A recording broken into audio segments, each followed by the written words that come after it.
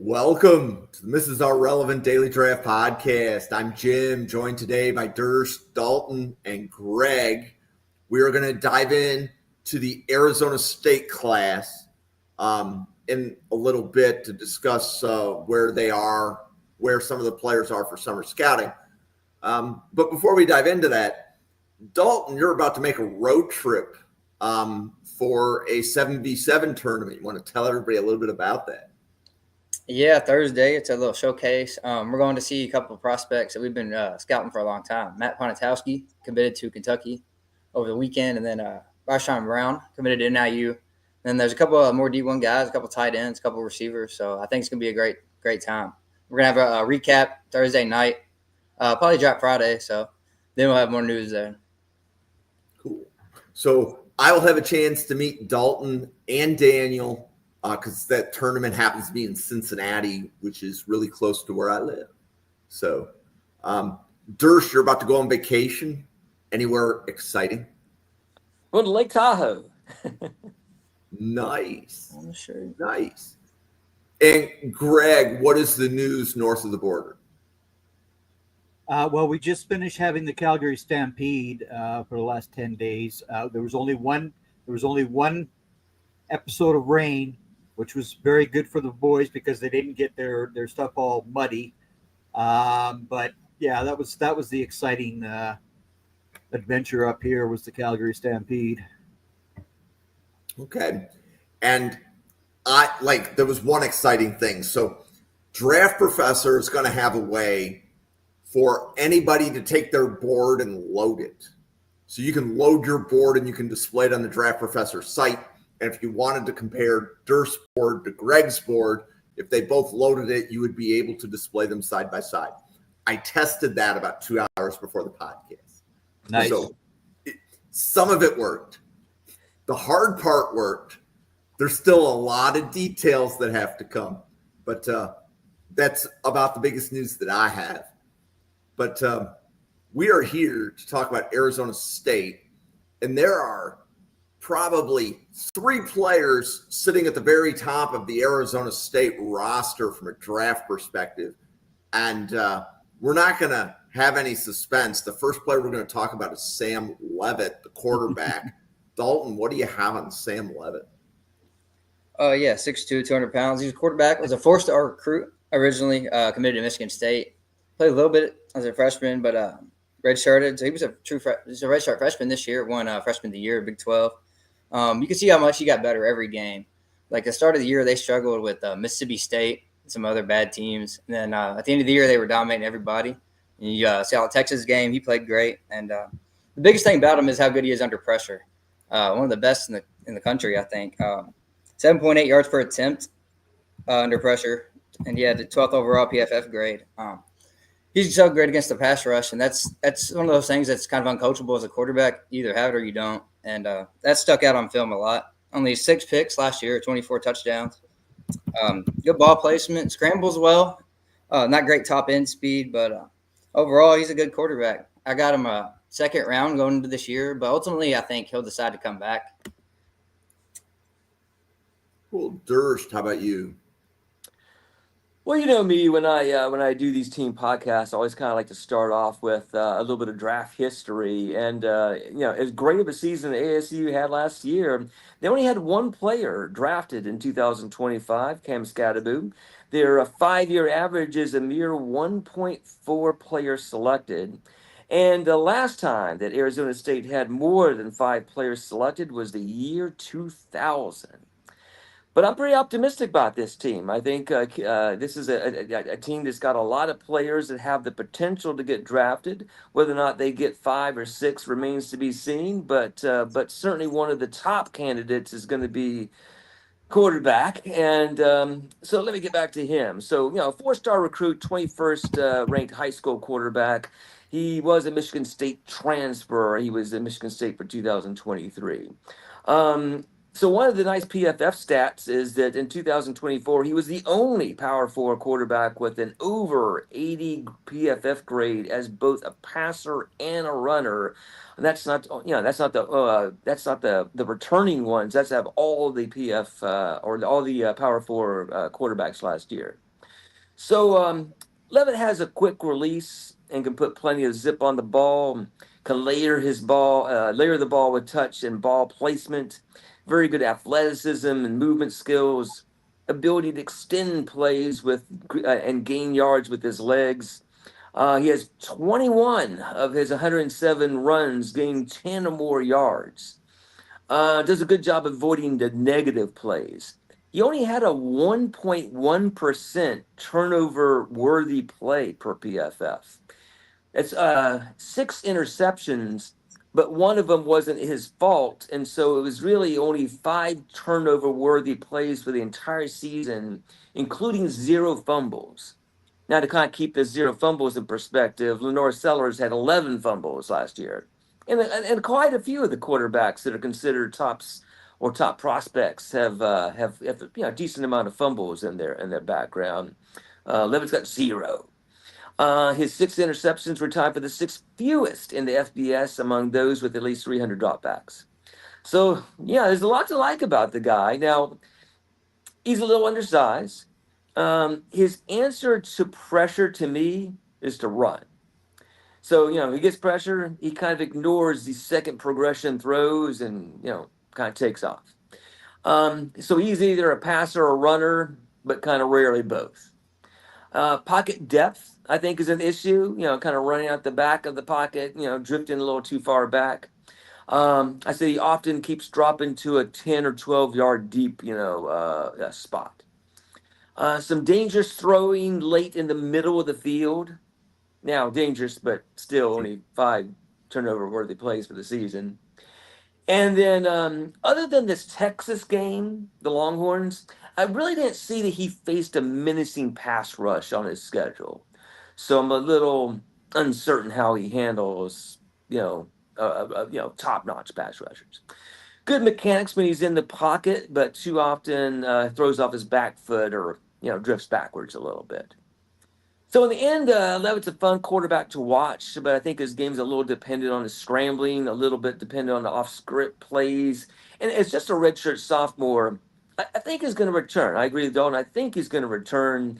I've had some people kind of tweet back saying, hey, if he takes his team to another college football playoff, 2 years in a row, he's probably going to be a, top 50 pick or maybe first-round pick. And I wouldn't necessarily disagree with that.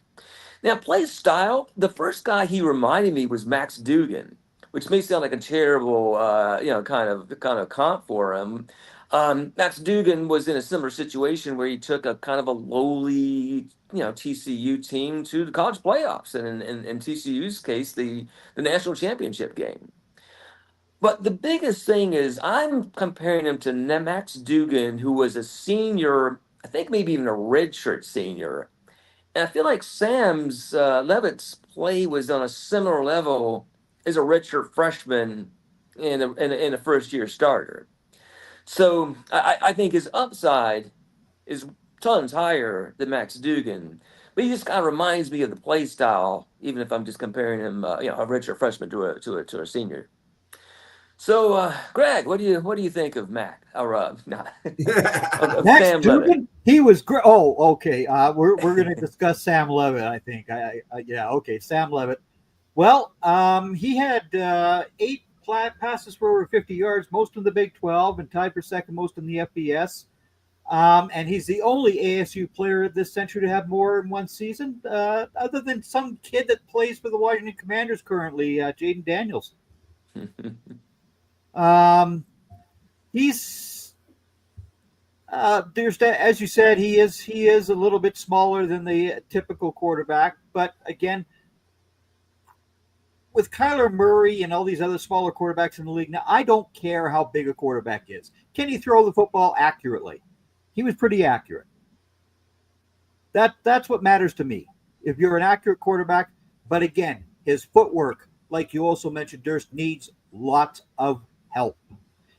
As you said, he's throwing off that back foot way too much. He needs to learn how to plant that left foot, throw the football, get it down the field better.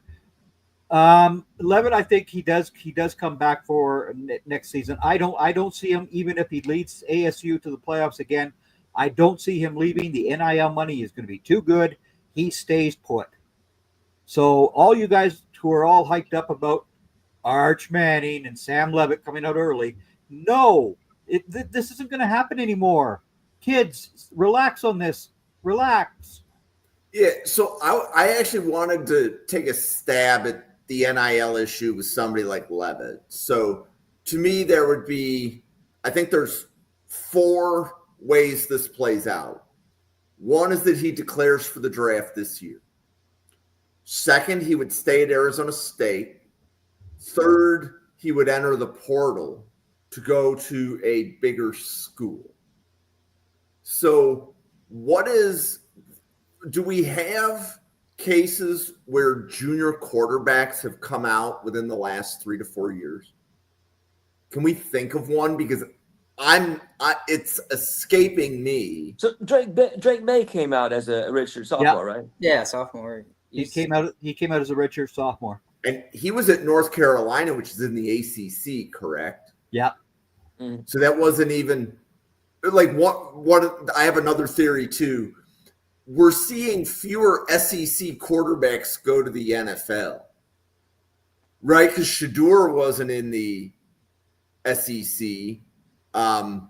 Even Cam Ward wasn't, right? Because Miami is ACC, correct? Yeah.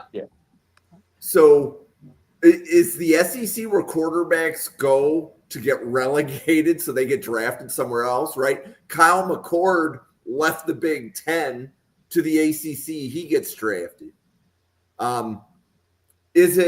Would a player like Levitt, if he went to the SEC, so let's say his grade right now is top 50.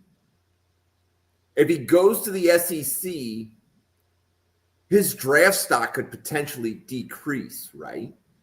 Well, if he goes to A&M like everybody else, they automatically decrease there. But again, you don't know what school he's going to go to, what scheme he's going to be involved in, and all that jazz, right? So if he went to let's say he goes to Florida, right? Mm-hmm. We don't know what scheme Florida is going to run, first and foremost. So again, those types of discussions are very strange and hard to have because we don't know exactly what that OC is going to want him to do. Well, but and that's actually kind of my point about what the risk is.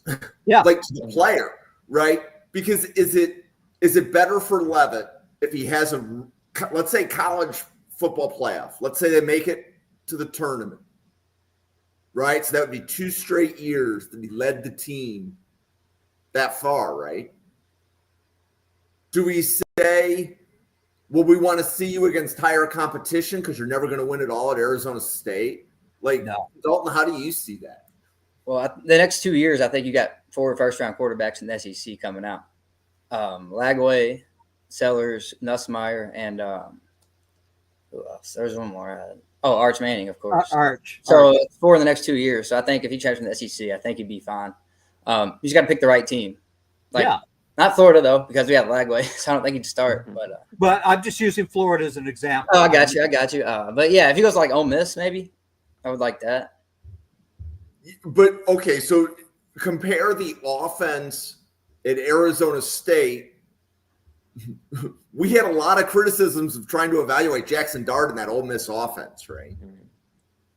Is that the right move? Is that the right move for a quarterback to go from Arizona State, theoretically 2 playoff runs under Levitt, to SEC Ole Miss with an offense that's really difficult to translate to the NFL? I think it's more about the defenses he's going to play instead of the offensive scheme. Yeah. Because if he goes to Arizona State and then Ole Miss, even if it's not a great NFL scheme, he can still shows he can play in 2 different schemes, which is huge. Yeah. And if he plays against almost everybody and then on SEC defenses, get a cup of coffee in the NFL, so. Yeah. And that was my point, I guess. We already saw him play like one menacing defensive line, and that was the Texas team. Of course, if he goes to an SEC team, he'll face 8 menacing defensive lines, and that could hurt his stock, or it could really increase his stock depending on how he handles that. But he could go anywhere. if it's an SEC school or an ACC school or what have you, it doesn't really matter. It's a matter of playing against different, better defensive teams that are out there. Because the Big 12, let's face it, folks, is not defense country. It is just not. You know, and this is something that Travis Hunter's going to have to get used to because, you know, last year in the Big 12, he wasn't facing tough defenses. He really wasn't. The NFL boys are coming to get you, Travis. There you are. And he's going to be in for a little lesson. Yeah, the only good cornerback he saw was when he looked in the mirror. Yeah. Yep. Okay. Well, and I mean, that's a good discussion. We had a little bit of time to go on, let's say, that tangent. We don't have as many players to cover in this episode as we have with some of the other teams we've covered. But the next player we're going to cover is wide receiver Jordan Tyson. And we did a wide receiver big board with Brian Maffey and Jack Brentnall on Sunday. Tyson was each of their wide receiver ones. And nearly every board that I see has Tyson as a top 4 wide receiver in this class. Durst, where do you have Jordan Tyson on your wide receiver board? And what is your draft prognosis for him? Yeah, you know, we just went back right before we aired to kind of like piece together, because I didn't actually have it like listed as a board, so I was just like going through, and he was actually number 1 in my scoring system, and I knew he was high up there. I actually didn't realize he was number 1 in my scoring system that I created, and so I'm like, oh, okay, so Jordan Tyson, 6'1", 195. I have him as Richard Jr. I think that's wrong. I think it's Richard Sr., isn't it? But, so Colorado transfer 2022, missed the 2023 season with I think it was a knee injury. And then he did break his collarbone at the end of last season. So he has, he has not made it through the last 2 seasons to the end of the season. You know, he missed the entire 2023 and in 2024. So I would always say that if he ends up getting hurt again this year, now that's becoming a red flag if he can't make it through, a season 3 years in a row. So anyway, that was my major negative. I'll jump back to the positive. So good size and frame, inside, outside versatility, physicality and competitive toughness, basically a complete skill set for a receiver. He can defeat press coverage, gain separation at the top of routes, and secure contested catches. He's got 66.7% contested catch rate, conversion rate in 2024. He's also got the ability to create some yards after the catch. I consider him to be one of the most technically sound receivers in this draft class. He creates some, yak yards after catch on screens, and he's got a pretty full route tree. Now, I had written down after a pretty full route tree, I had written down digs and slants. But then I watched a really nice video by Ray Garvin, and if anybody doesn't know who he is, he's more into like the fantasy dynasty space.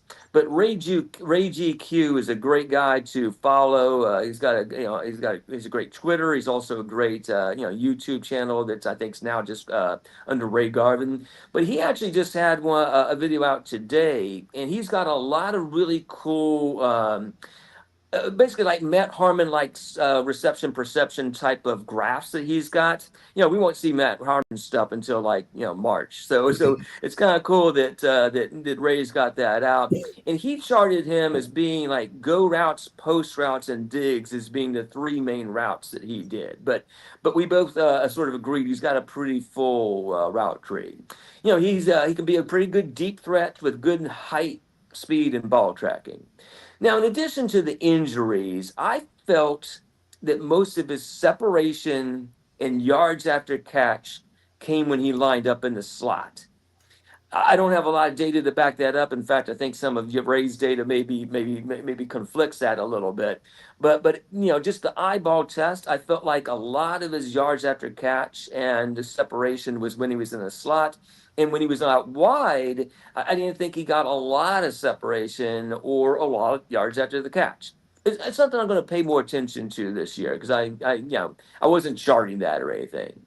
So a little tidbit is his brother is NBA player Jalen Tyson. And I got a couple of comps for him. Calvin Ridley and Rashad Bateman are the two guys I have comp for him.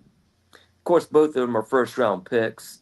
All right, now I have Tyson as a top 40 to top 50. He's my number one in terms of my scoring system. Though it's scared off by a couple of injuries. So, Dalton, what do you think of him?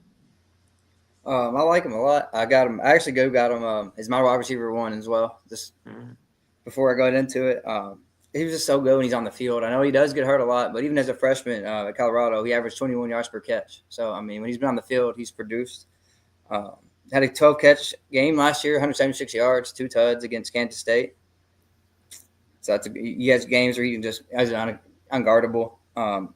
He's great on deep balls. He can track the ball. He makes over-the-shoulder catches all the time, and they just look routine when he does it. He makes good plays in traffic for his size. You know, he's not huge, 6'1", but he plays bigger than his size. He's a good run blocker, too. He was had the 5th most run blocking snaps in the country, and he did good on them. The only thing, like you said, is the medicals, and I think his route tree needs to get a little better. The top end, like the more advanced routes, outs, stuff like that. But that's about it. Yeah, I think he's really good. And like I said, a wide receiver one, if he stays on the field, I don't see anybody challenging him. It's not a great receiver class to me. Yeah. So, Greg, Yes. where are you on the Jordan Tyson? Well, I don't like putting guys in as number one at this time of the year. I'm sorry, guys. I know you all love it, but I don't.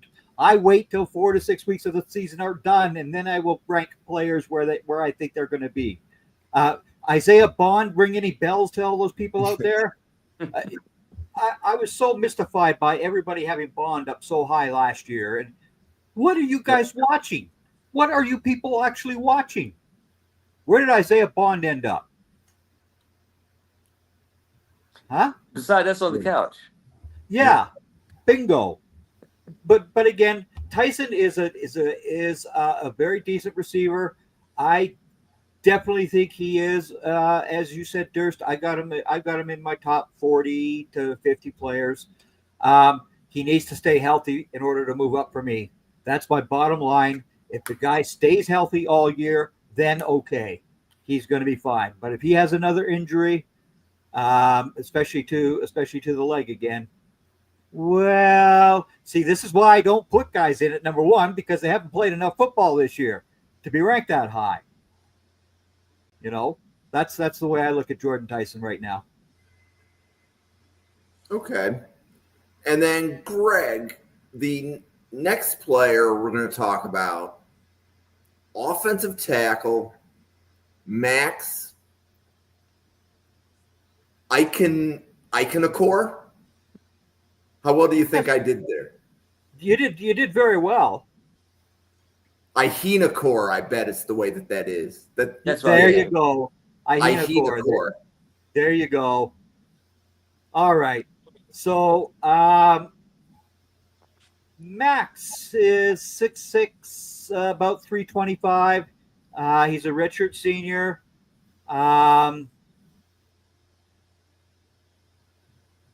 He's definitely going to be somebody I'm going to watch this year. He really came out from the junior college level, right? So he did have that season as a 2023. He was not credited with allowing a sack in his 200 plus blocking attempts. One of just 5 Pac-12 tackles with 200 pass block snaps to lay such a claim. I got to see this young man more though to really have a good grasp on who he is. Dalton, how about you? Max Ihenakor, offensive tackle for Arizona State. You said we've only seen him play 1 year, so we don't have that much. I agree, but I think his traits, all the traits are there for him to be like a top 100 guy. But you got to see him more. He has the frame, his technique in pass pro. I like it, but it's inconsistent, very inconsistent. So he just has to play more football against high competition. But like his talent's there. I could see him playing in the NFL, but he just has to show me more. He needs to be more athletic too. That's it. That's all I got on him, really. Yeah. More athletic and play more ball. But he's a good anchor. He is a good anchor right now in the pass game. Durst, what do you have? Hey, I'm going to give another shout out to draft professor Sam Teets. He's the one that clued me in on this guy. I hadn't really heard of this guy, and Sam Teets does have a really nice Substack. And what was his handle again? I think I had it here. Well, I can find it. Yeah, we can put that out there and stuff. So anyways, but despite his he's got an interesting backstory. So I dug a little bit deeper on him. So he's Nigerian born, and he had never played a real football game until his second year of junior college. So his first year of junior college, he still hadn't played, and at some point in time, he got interested in football and played a real game of football his second year of junior college. Despite that, when he came out of junior college in 2023, he was the second-ranked junior college offensive tackle in the entire portal, which is just amazing to me how quickly that upward trajectory happened. He's 6'6", 322, and another shout out to the NFL Stock Exchange, where they said that he's got 34 1/4 inch arm length. So I think one of them had him in their top 10, and one of them didn't, if I remember right, when NFL Stock Exchange did their offensive tackle rankings. So basically, size and length is kind of all I really have in this upward trajectory. But I got a couple of negatives. I felt he allowed rushers to threaten the high side, or basically, I'm not too sure if this was on purpose. He's just trying to, I think an offensive line guru might be able to clue me on this, but was he just trying to redirect people past the quarterback safely, or was he really just getting taken, by speed and stuff? So I need to watch a little bit more to figure that out. But I felt like, people got past him and upfield pretty easily on him. I felt like he had average movement skills, kind of questioned his awareness. Another thing that Stock Exchange says he had 3 false starts. He also seems to kind of lack some versatility. I think he's played primarily at the right tackle, or almost exclusively at right tackle. And when I watched him, I saw very few high degree of difficulty blocks. So now, what's a high degree of difficulty block? Well, I mean, if you're going against a guy that's a known first round edge, or if you're trying to do like some more complicated blitz pickups, more stunts, things like that. So I just didn't really see anything that seemed beyond ordinary on his tape. But again, he's a guy with an amazing upward trajectory given where he came from not that long ago and his inexperience in football. So I'm pretty optimistic. Right now, I have them as a round 4 through 6. I think there are definitely some people that have them in their top 100. I'm not quite there, but he's another guy I definitely want to pay attention to this year. Yeah, go with your. Oh, go ahead, Greg. I was just going to say, Durst, go with your first thought. It was to get the defensive ends away from the quarterback. That's what he was doing, and that's standard practice from Kenny Dillingham's offensive line coaches, especially on the right-hand side, because most quarterbacks are right-handed. So I dropped Sam Teets' Twitter handle into the text or into the chat. But for those listening on Spotify, it's at Sam_Teets33. That's how you can find him on Twitter. I also subscribe to Sam's Substack. So that is definitely a great place to get profiles. Sam usually does about 250 to 350 write-ups per draft cycle. So definitely a good place to be. Going back to Max Ihinacore, one of the things that I heard is Project Tackle. So even if the tape doesn't say top 100, there's enough there. It already sounds like an NFL team is going to say, if he has this isn't Greg's favorite topic, but if he has the arm length and he's 6'6" and he's 325, he's checking a lot of boxes. Oh, yeah. And you just need to get him with the Aaron Kromers of the world, or insert your favorite offensive line coach, where he can the great thing about being a backup offensive lineman, especially if you're offensive lineman 9 on the roster, is you don't play. Right? So you can be on the 53-man roster. You're going to get 17 weeks of coaching, and you're only going to play if your team is winning or like winning by a large margin or losing by a large margin. But then when that happens, you can become Spencer Brown. And Spencer Brown was a backup, came in garbage time, and he leveled a few players. And then the next week he was starting. Right? So that you can find your way in the field being that backup swing tackle, so to speak.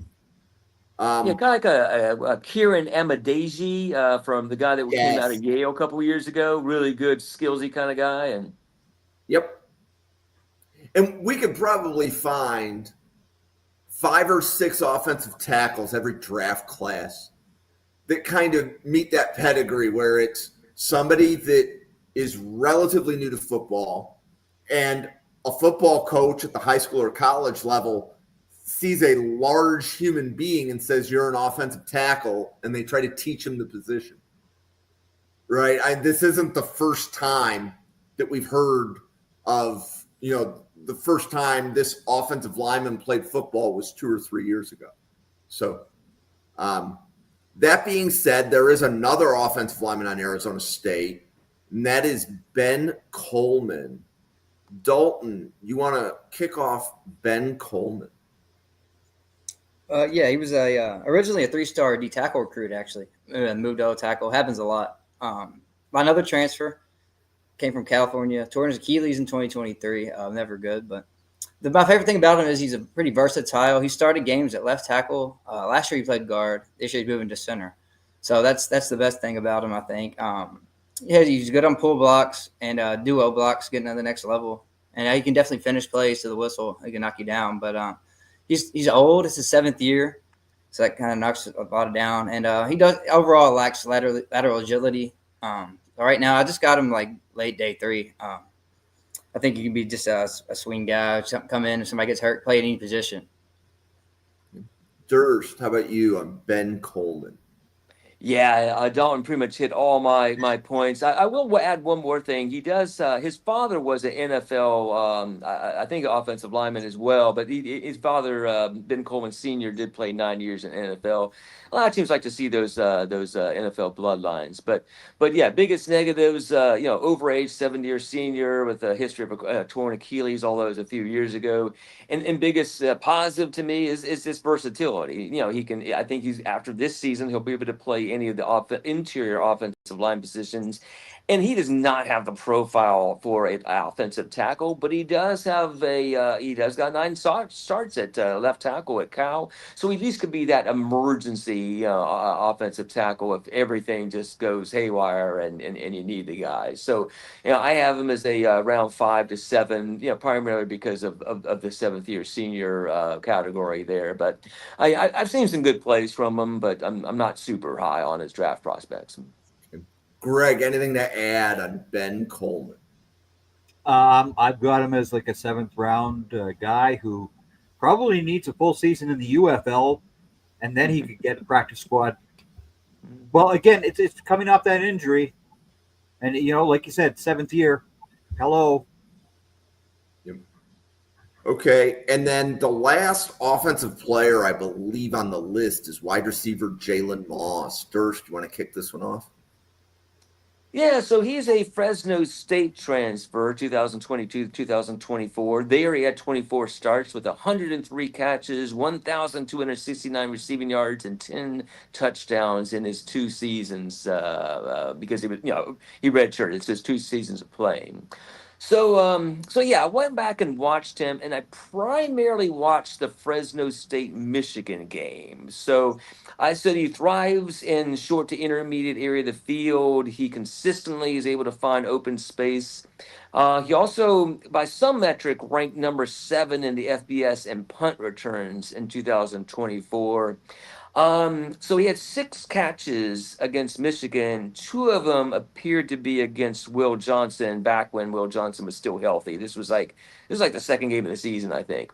Weaknesses. I mean, he's a little smaller, 6'1", 180, and I felt he was more elusive than explosive. So more quick than fast is often the way people describe that. But I felt he was elusive more than he was explosive. And I noticed a few times, not just because I did watch some other games on him or at least some clips, and I felt he was kind of frequently caught from behind. So I have him as a return to school guy. Like he could be Jordan Tyson next year if especially if Sam Leavitt ends up staying at Arizona State, he might be the wide receiver one there. But I think he's like, wide receiver 2 this year Okay. on the team. Greg, what do you have on Jalen Moss? I pretty much agree with what Mr. Durst just had to say. I see him taking more of a shot through being the punt returner. At this point, if he is going to go for the draft, I really don't see him being that high of a draft pick if he's going to go in this year. I really don't, because he's going to be so far behind Tyson in terms of the receptions and all that other jazz. But again, as a punt returner, this kid's pretty good. And he is the other guy, right? So we have Jordan Tyson. Jalen Moss is the other guy. Well, yeah. He's going to be a wide receiver 2 for them. So it'd also be interesting to see how the offense changes without Scadaboo and see if they end up running the ball way less, passing the ball way more, and the offense. I'm not too sure about Kenny Dillingham's offensive philosophies, but I could see the offense changing a little bit. Yeah. Yeah, and something to that point, Durst, and we'll get to Dalton here in a second. But it's always curious, right? Because if you're a college coach and Arizona State, while they're in a Power 4 conference, they're in the Big 12, right? So they're like a half a notch below. And the reason why I say this is you're coaching at that level. Have you ever had a quarterback as good as Levitt? And we're not saying Levitt is all world or anything, but how often does a coach at this level get a quarterback as good as we think Levitt can be, to the point where does the coach have the confidence that he can unleash his quarterback? Well, right? Iowa State had some kid named Brock Purdy, who was, I think he was the last overall player drafted. But again, what did I say that year? Oh, the Niners got themselves a great quarterback, and I think I was correct. So again, you got to discount the conference thing there, right? Because everybody was telling me Brock Purdy's going to suck, because they'd only watched his senior film, they didn't watch his junior film. Right, and my point is more to the coaching, because if the offense ran through Scadabo, that may have does the coach know if he can unleash a quarterback? Yeah, but again, Tyson got hurt on November the 30th against Arizona. Yep. That took away a lot of the passing ability for Arizona, especially coming into the playoffs, right? So, again, you can't just say it was all Scadabo. Tyson was a pretty key, important piece before Scadabo's injury, or before Tyson's injury. Yep. So, Dalton, what do you have on Jalen Moss? I pretty much agree with them so far. Great punt returner. That's the most exciting thing about him, I think. He just doesn't have a standout trait to me as a receiver. He's not very fast for his size. And I don't feel like he's not a route technician either. So 6'1", 180, he needs to be either a burner or, great hands technician. I don't see either one of those right now. So I definitely think he'll return to school. Or if not, no, he's just relying on the returns. So, Dana, it's good to see you here. I know that I remembered you from a podcast back in the last draft cycle, so it's good to see you come back. Thank you. To maybe comment on hers, because I actually had somebody tweet at me as well about the Army transfer. I don't think I watched an Army game last year, so I know Kanye I did. Duo is the guy that she's referring to. But right now they still got Kyson Brown as being on top of the depth chart per our lads. And I watched some pretty explosive plays out of Kyson Brown. So I, always kind of looking like who's going to be the next one up. And it certainly might be the Army transfer, but Kyson Brown is a guy that I think deserves a shout out. I also like the tight end Mateer, Shimon Mateer. He'll probably make my top 20 list on tight ends when I finally get around to expanding it past 10. Just two guys I'll just, shout out their names real quick. Even RB3, Ray Leak Brown, he's going to play a lot too. I think they're going to have all three of their backs play a lot. He was a huge recruit coming out of USC, and he's just been hurt a lot. But when he played last year, he produced. So I think they got three really good backs. Yeah. Yep. Oh, and Dalton, I love having the whole home squad recruiting angle on these podcasts because things on the depth chart that some of us that haven't seen the team play, you at least know that there's a player with a pedigree right there. So that's awesome.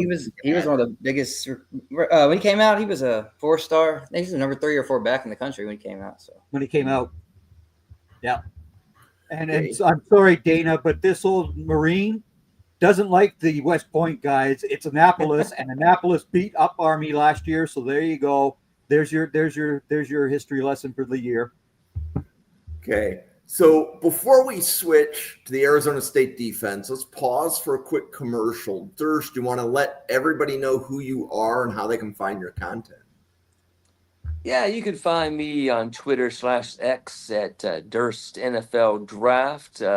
This summer, I'm part of two podcasts per week on the Mrs. R Relevant. So we're on Tuesdays. We're usually tackle one of the bigger college teams, and then on Friday we cover about 4 or 5 quarterbacks.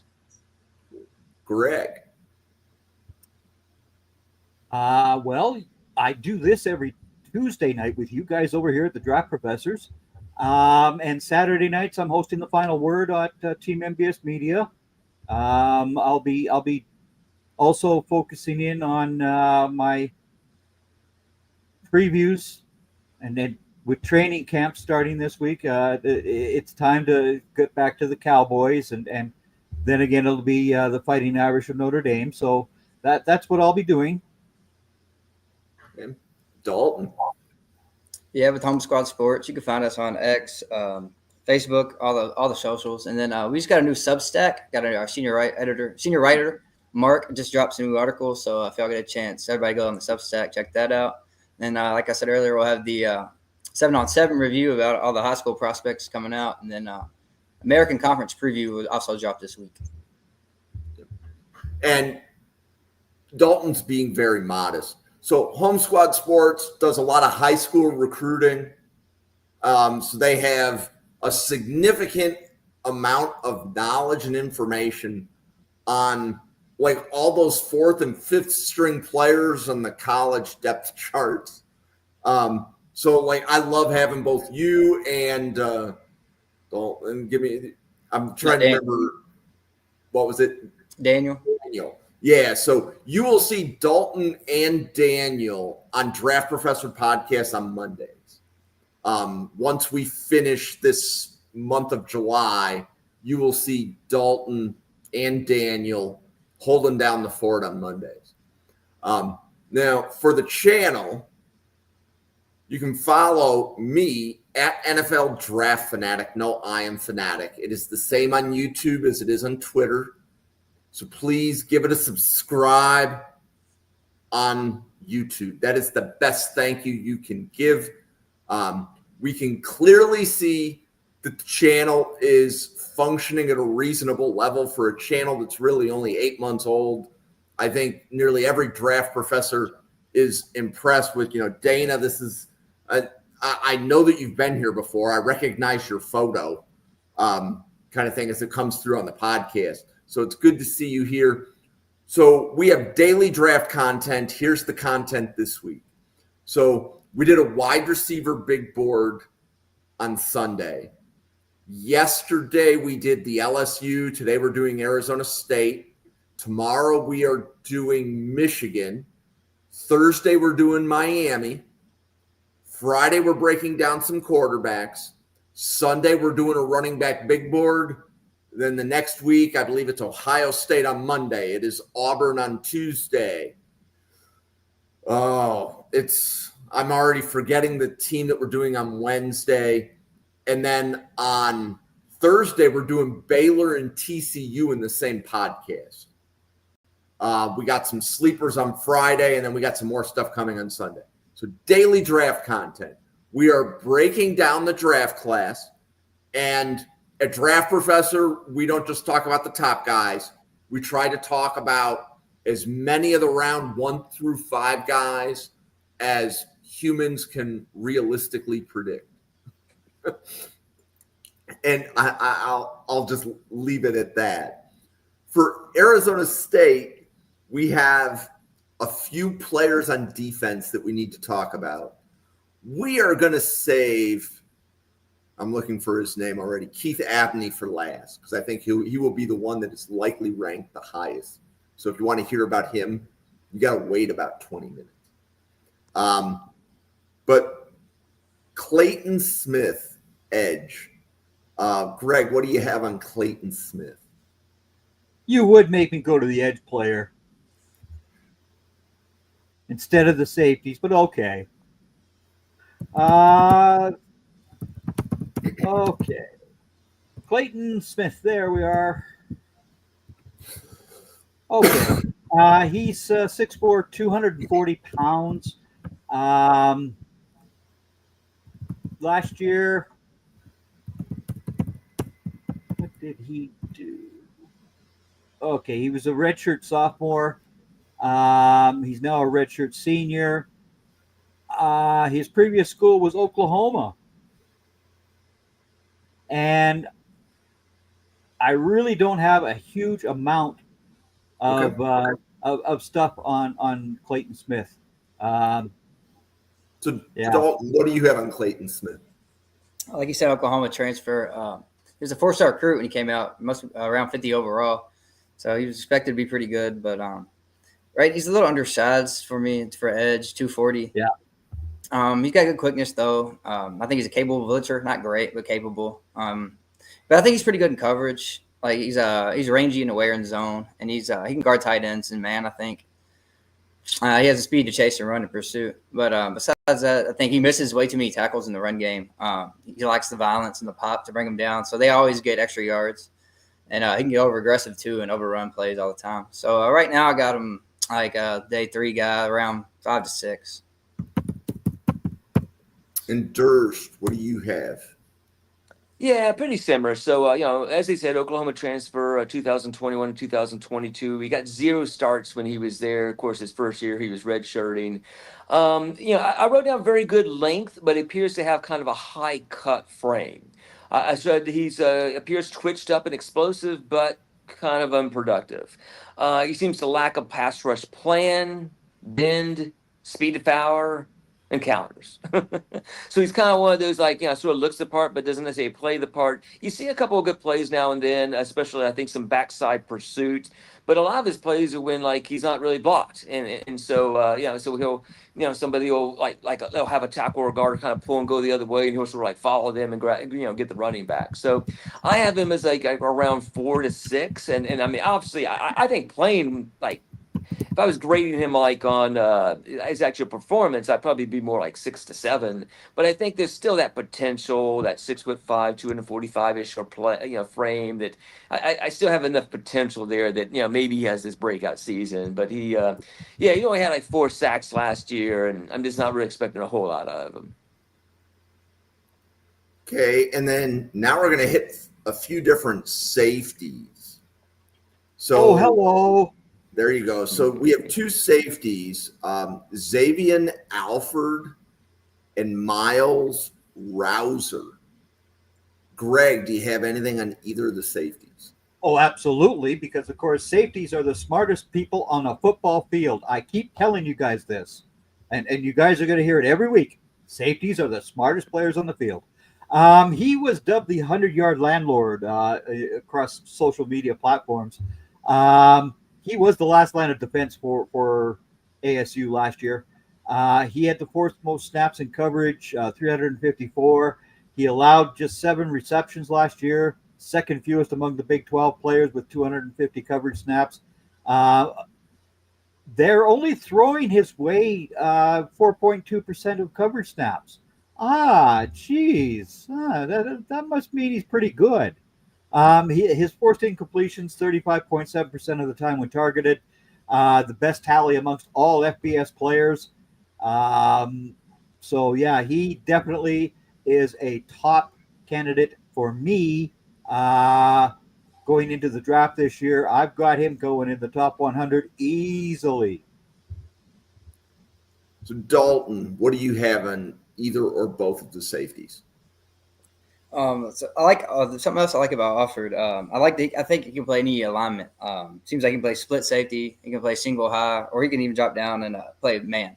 So he can play press man. I've seen a couple snaps. So, and he did it well. So good range, tackling ability, and he's a ball hawk. I agree. He just needs to need a little bit more film on him because he's only really played 1 year. He has Texas. He went to Texas and USC, so 2-time transfer. So besides that, I like his game though. Yeah. And Xavier and Alford, what do you have? So he's my favorite of the two safeties we're going to talk about. Again, a 2 times transfer. He missed the 2022 season with injury, but 2023 due to the, I guess now you could say, outdated transfer rules. He must have been one of the last guys that had to sit out a season for that. My big strength is versatility. I saw a lot of single high and split safety looks. I saw some. There was one particular, Dalton was kind of alluding to seeing a few of these, but I saw one particular like kind of tight press man against Iowa State where he was on the outside and the ball didn't come that way, but I was pretty impressed for a guy that usually you see like pretty far, in deep defensive backfield. But now combines free safety range with consistent tackling. He can also high point the ball, very good. And he had just 1 penalty in 2024. So I think as aggressive as he is, it's good to see he's not, drawing a lot of penalties. So he had a 9.4% missed tackle rate. So that's very good. And basically, I just thought he did everything a little bit better than Miles Rouser. Okay. And do we want to spend any time talking about Miles Rouser from a draft perspective? Or Not really. Not really. I like him. I like his game more, but as a prospect, it ain't as good. He just hits hard, so I like him. He's a thumper. Yeah. Yeah, I have him as a fringe guy. So again, I like Alfred better, but I have him as a fringe guy. 2 times transfer. He played at Campbell and then New Mexico State. Appears to lack range and ball tackling, and his missed tackle inconsistency wasn't as good. Yeah. CJ Fight is a junior. Yeah, and I was looking at that while you guys were filibustering for me. So I see some sites have him as a sophomore and some sites have him as a junior. So yeah, he is a junior. So do you guys have any film or analysis on Fight? Like Dalton, have you seen him? I don't know much about TJ now. Okay. I feel like the 2 defensive tackles and the 2 linebackers, there were some plays that they made. I'm not so sure I see any of them as being like legitimate NFL prospects, but I think all 4 of those guys were like good college players. So, some more guys I need to pay attention to, just, knowing Arizona State's somewhat poor draft, track record. I was like, okay, how many of these guys do I really want to pay attention to? But I think that he's one of the guys that seem to be making some plays in the backfield when I'm watching other guys play. Yeah, so there's a reason that when we do these, I try to bring in somebody that knows the team to sit down next to us. So here would be a great example. So we did Oklahoma. I think Oklahoma was on Monday night. I don't think it was this group, right? I think it was the other group. It was last Monday. Yep. And the interesting thing is, right, so you look at like the Oklahoma running backs and you're giving a scouting report on Jaden Ott, but what you don't see if you're only watching Jaden Ott is the fact that there's like a 5-star sophomore at running back. He's going to split carries with. But if you're watching film on Jaden Ott, you don't know who he's splitting carries with. You either need, like Durst, I remembered you when we were covering a team last week. You were saying you were listening to podcasters talk about the team so that you had an idea who the depth chart was.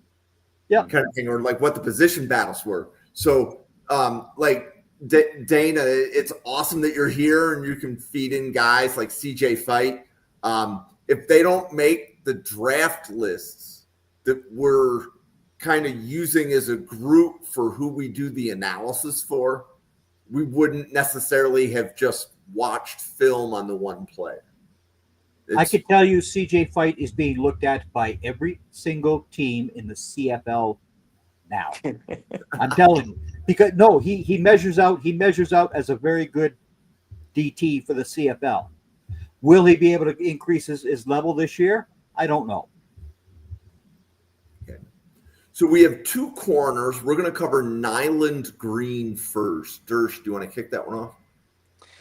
Yeah, so he 2 times transferred, Georgia in 2021 to 2023, and then Purdue in 2024. He has just 8 career starts, all at Purdue.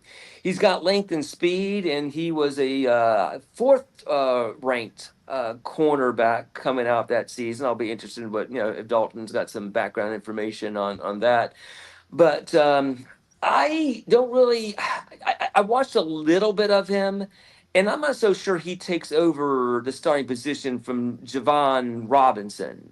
So, so Dana might chime in on that. But Javan Robinson was number 12. He's the incumbent. He was a 14-game starter, and he did return this year. Javon Robinson had a 70.3 PFF grade in 2024. Nayland Green had a 33.1 PFF grade over at Purdue. I see that on the graphic that we have in the group chat. Yeah. So I saw some plays from Nayland Green. I think he's more of a, maybe living off his high school pedigree a little bit. I actually think that he may not be the starter over Javan Robinson, who I saw some pretty nice plays, especially against Iowa State. He also, got beat a few times. So I'm not so sure either of them are like, I think they're both maybe potentially like fringe draft picks. Good. Greg, anything you want to add on Nyland Green? He's definitely not Dylan Thieneman. Okay. He's nowhere near where Dylan is. I'm sorry, but that's just it for Nyland. Let's move on. Okay. And Dalton, anything that you want to add on Nyland Green? I actually watched him play a lot at Purdue because I watched a lot of Purdue games because one of my friends' brothers played for their team. He got beat a lot. Yep. I can tell you that much. I don't love him. He was a big recruit. He was number 3 corner actually that year. So top 20, but most people had him. 19th is where I had him ranked. So yeah, he was a good recruit, but I just never lived up to it. Okay. And now I believe I've read a lot about Keith Abney. Durst, do you want to tell us what you have on Keith Abney, the other corner? All right. Well, I'm glad again first, just in case anybody else had this background information, but I will start off with he is a 4-time national champion in youth speed roller skating. So I had to dig a little bit deep on this stuff, but I'm actually was watching some film of him when he was 11 years old. Where he's apparently got some. I saw an interview where it was talking about that, so I started digging a little bit deeper and found an article from when he was a freshman at Arizona State, and he was saying he's actually got a couple of world records in that age group. Not world record for everybody, but for those age groups. So he started skating when he was like 4 years old, and by 11 he was basically the top speed skater in the country.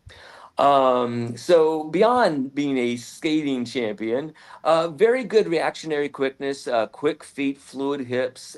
He played mostly soft press, and I saw a lot of promise in his matchups against guys like Ted McMillan. Matthew Golden, Jaden Higgins. So now he wasn't winning every single one of these reps. He got beaten by all of these guys, but he was a sophomore last year, right? Yeah. So he's a true junior. So as a sophomore, I think he held his own against those guys. Now, when he got beat, he's not the biggest or the fastest, despite what he does on roller skates. He also lacks a little bit of length on at the catch point. And because of that combination, sometimes he gets a little bit grabby, kind of resorts to grabbing when when he could be trying to maybe turn around, find the ball, and jump up for it. So I'm excited about this guy. I think he has the chance to be the best defensive player on this team. But Greg, what do you think about him? I'm sorry, but I still have the safety rated higher. I wonder why this is. Mhm. But again, no, Abney's got some talent, but again, as you mentioned, Durst, his lack of length came back and bit him all last year. I'm not sure that he understands how to use his arms outside of grabbing guys. And when you're grabbing guys, that's not good for a corner, because NFL referees just throw that yellow piece of material in a heartbeat at that. They don't like that. And if he improves upon that this year, then I can see him going. I still like Alfred better as the safety that over Abney the corner. Okay. I know that there's a lot of hype on Abney in the Draft Professor group chat. Yep. Dalton, you want to talk about Keith Abney, the corner from Arizona State, for a little bit? I'm actually with these two guys. I'm not as high as some people. I've seen I was doing some research on him. I've seen some people had him as high as number 3 corner going into the class, which I didn't see it on film like they're saying. I think he's more of a nickel on Sundays. Kind of a Nate Wiggins type. I don't think he can play outside the NFL. No. Yeah, I don't think so either. Yeah, that's so. That limits your draft stock there already. Yeah. Yeah, friend of the show, James Foster. He, I think, tweeted he had him as his number 2 corner. So that definitely got my attention. But then I'm not there with him yet. Yep. So James Foster has agreed to do podcasts with me. Mm-hmm. We're still negotiating is the wrong term. He didn't know how we do scouting reports. He's like, Jim, I haven't watched that position yet. I said, it's okay, because we'll give you 8 players, watch them for the show, and tell us what you saw when you watched them. Like, you don't need to worry if you haven't watched them in summer scouting. You just have to be able to watch them before you podcast in the fall. He hasn't responded to me on that, but he is interested in podcasting with us, like, frequently, which excites me. But but going back to Keith Abney, what you're going to see coming soon to this channel, we're about to run a lot of cornerback shows. So there's going to be a cornerback show on a Thursday it's either late July or early August, where 3 people are taking the entire cornerback watch list that we've built through everybody's summer scouting. And they're basically going to tier the list. And I didn't say what the tiers had to be. I just said, tell me how you see the groups of players in this list. They could be slot corners, boundary corners, they could be man corners, zone corners, but just kind of group this list of 40 any way you can. And tell me what the groups are. Right? And some people will say like day 1, day 2, day 3. Some people will say this, right? So we have that corner show coming up. We have a top 20 cornerback board. That's going to be Ian Cummings. That's going to be Dalton Miller with EJ and Brian.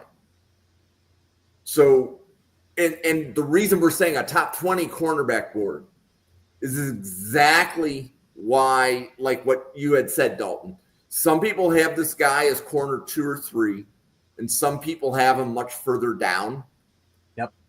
this channel, when we see a difference in grade, those are the players we talk about the most.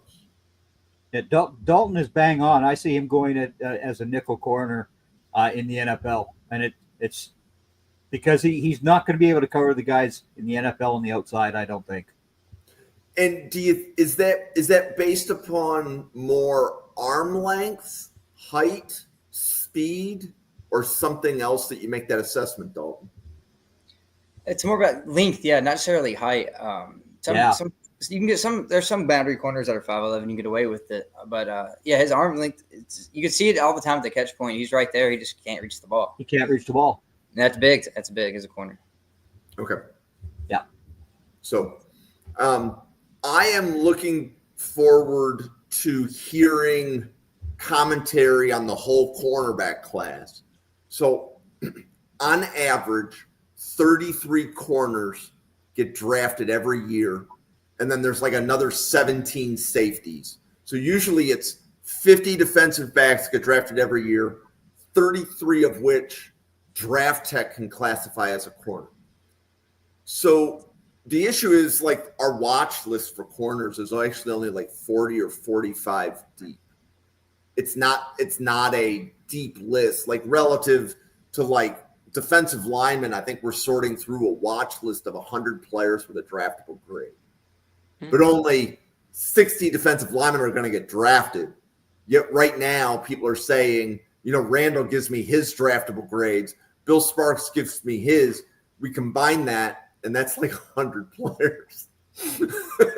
Right? Like, so a lot of players to sort through. So for corners, I've heard no first-round grades for more than one person. Right? So no corners are grading up at that level where like a Sauce Gardner was drafted, right? So that there's a lot to learn about this cornerback class. Obviously, they still have 14 games to play. But even just like, do we have the right guys on the radar? So, yeah. Okay, so Arizona State, any other players that anybody here wants to mention? And, Dana, it sounds like you are an Arizona State fan. So thank you for stopping by. Yes, thanks, Dana. Yeah. So, you have a good quarterback, you have a good wide receiver. We do a draft preview show. There's a lot of other schools that are not getting a show. Like Ole Miss didn't get a show. I'm trying to think. USC didn't. UCLA didn't. But Arizona State did. Arizona didn't, but Arizona State did. It's just the way that the quarterbacks fell this year.